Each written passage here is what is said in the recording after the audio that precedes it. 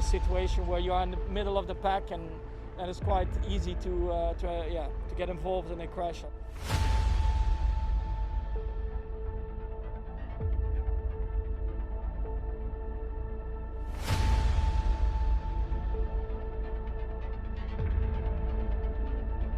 Just too much on the limit, and when you are always on the limit, sometimes will happen. They want to kill us or what? Carlos, are you okay? Thinking I'm dead. I will die. So no, I cannot die today. For my kids, I cannot die. I've got to see them. And they are going to win in 2020 as AlphaTauri. Pierre Gasly wins the Italian Grand Prix. Oh my God! What did you do? The man who was in last place at the end of lap 1 comes home to win the Sakir Grand Prix. Yes, Checo, P1.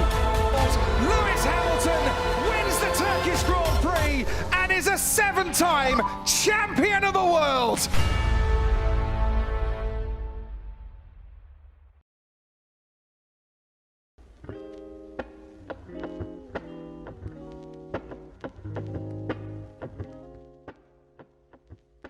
Before the season begins, I thought we should talk about the season that surprised us all. I mean, back in March when Australia got cancelled by Soapbox, I didn't think we were going to have a season with 2 new winners, 13 drivers on the podium, and 5 new circuits. And for those who didn't watch this season, you're in a unique position. The next season, 2021, is going to be one of the closest seasons in the midfield yet. And with the following season going to be completely different due to the upcoming regulations, the grid will hopefully completely mixed up by then. However, I still would suggest watching the 2020 season, as it was one of, if not, the strangest season of Formula 1. Due to the airborne thing that shall not be named, our first race started 4 months later than it was supposed to, and in a completely different continent.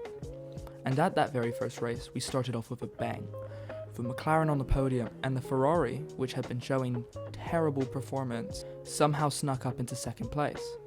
Now this was only a sign to come, as the season regularly provided spectacular races that no one were expecting. It was also an extremely historic season, with us for the first time having 2 consecutive races at the same circuit due to the travel restrictions.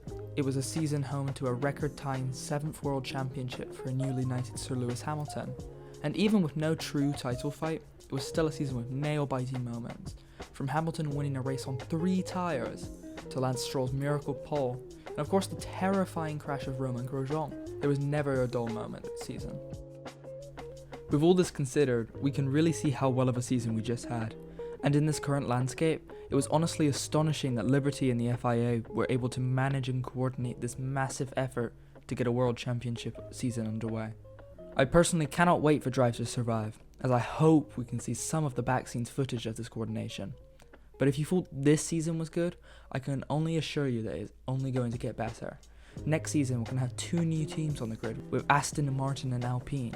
We're also going to get the introduction of sprint qualifying races, which whether it goes good or bad, it'll be interesting either way. With the next 2 to 3 years going to be an interesting time, I think that the future of Formula 1 is quite secure at this moment. With Liberty at the helm, I can see Formula 1 being able to change and adapt to the times, while continuing to be competitive and interesting to watch. Really though, we're going to just have to wait for the first race in Bahrain to tell if 2021 will be able to meet the expectations set by its predecessor. Frankly though, in my opinion, it already looks set to do so, and I'm extremely keen to see.